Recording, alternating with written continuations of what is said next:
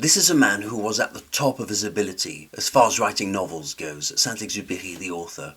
If this novel was a song, and Saint Exupery was a musician, the guitar solo would be the chorus, the bridge would last for 10 minutes, the verse would be in a different key, and the song would still work for some reason. It would be the most downloaded song of all time. You'd listen to the song and you'd go, what did I just listen to? I think it was heavy metal, or maybe it was opera, or was it jazz? Then you'd look at the cover and you'd go, no, that's a hip-hop album. Was he singing in Old English or was it Italian?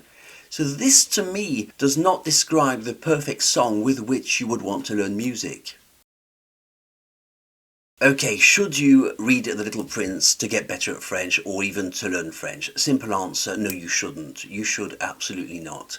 When you start learning any language, you want a story in which you understand at all times who's doing what, why it's happening. You want causality. You want something you can easily follow. The Little Prince is exactly the opposite of that. Things are constantly hinted at, nonsensical conversations drag on, even the purpose of the character's actions isn't clear. Allegory is constantly mixed with distortion of time, space, and even proportion, which makes it extremely hard to follow. There are constant digressions throughout the novel also.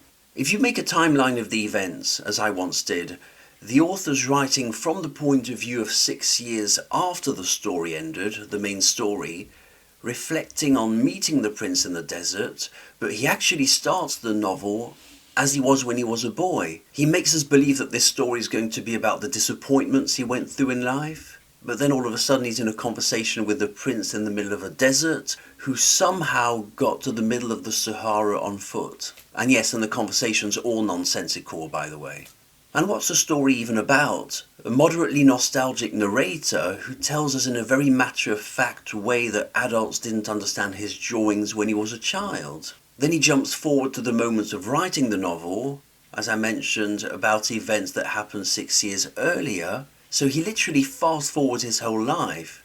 We think it's going to be an autobiography because he starts with his childhood memories, but he just literally skips his whole life and it's interrupted as soon as chapter 2 starts. By chapter 2 he's in the desert with the prince, but then we jump back to the life of the prince before they met in the desert and how he visited all sorts of tiny little planets. The prince ends up on planet Earth, he talks with a snake, he talks with some roses, talks with a fox, talks to the pilot, who's also the narrator, about frankly nonsensical things. They walk off, they find a well, the prince speaks with the snakes, he gets bitten, and I won't spoil it for you. People always assume that The Little Prince is a children's story because of the well-known artwork, but it's anything but that. It's a UFO in literature, written by an author who was already highly decorated at the moment of publishing. This wasn't a fluke. Take a French existentialist with plenty of experience who has an extreme talent for creating one of the most inventive novels ever, and you get The Little Prince. I am frankly in awe of it.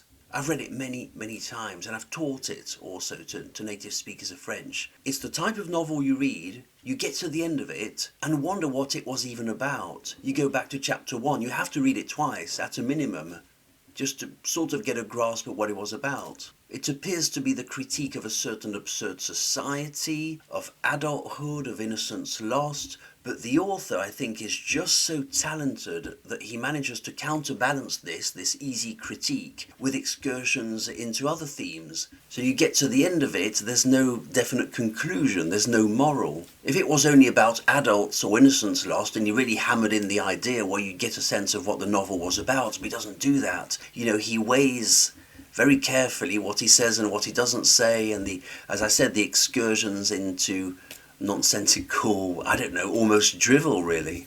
And it contradicts many literature standards also. This is an author who was well aware of how the traditional narrative arc functions, how characters are placed in a novel, and how pacing works. He took all these elements, jumbled them up, and did just the opposite. For example, the theme of the journey. You know how that works. You have a hero, there's a journey, there's a transformation. Both the narrator and the prince go on a journey. Their journeys cross, their paths cross in the desert. What's interesting is that both their reasons for departing are absurd. One was just doing his job as a postal employee, flying his plane, and the other got in an argument with a flower, left his planet, though it's not exactly sure how he did this. And by the way, he's supposed to be a kid, but he gets involved in this grown-up-like dramatic love affair, gets his heart broken, and leaves his planet. He's a kid with a broken heart, with a love affair, with what appears to be a grown-up woman in the form of a flower. It's odd. So here we have two character arcs that in normal novels lead to a certain transformation or personal growth. None here.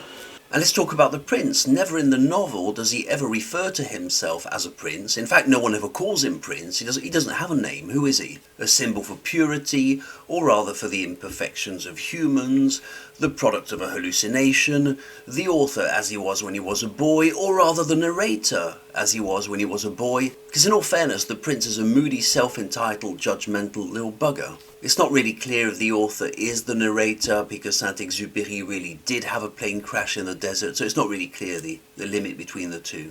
What I'm saying, with the greatest admiration and respect, is that the author is an expert. He turned novel writing on its head, while still managing to make it work as a novel, somehow. That's how much of a world-class authority he is. Strictly artistically, it's a rare talent to have, or rather a rare control of the science of art. He understands how art functions. He destructures art just enough to create new art while respecting the conventions of old art.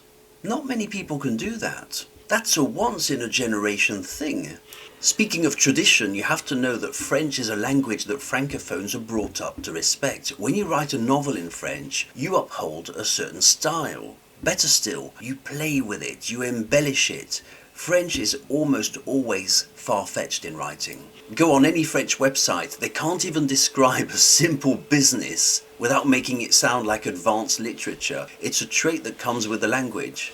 In The Little Prince, the use of French is not as literary as an author like Maupassant from the late 1800s, but it's still quite literary. It's still quite complex. There are some cases of passé simple, subjonctif imparfait, those types of conjugations, but also there's a lot of subtext in The Little Prince, a lot of subtext, and you really have to understand how the use of language, how the use of French changes our perception of the characters or even certain moods. Speaking of style, there's a lot of irony and even humour, and the author has the ability to use very literary French when it matters and speak in a very, very simplistic way at other times, depending on the effect he wants to create. So you need that level of perception to properly understand what's being conveyed. For example, when the king or the street lamp guy is speaking, what does it reveal about their character, the way they use French? Let's be very clear that the author is a master.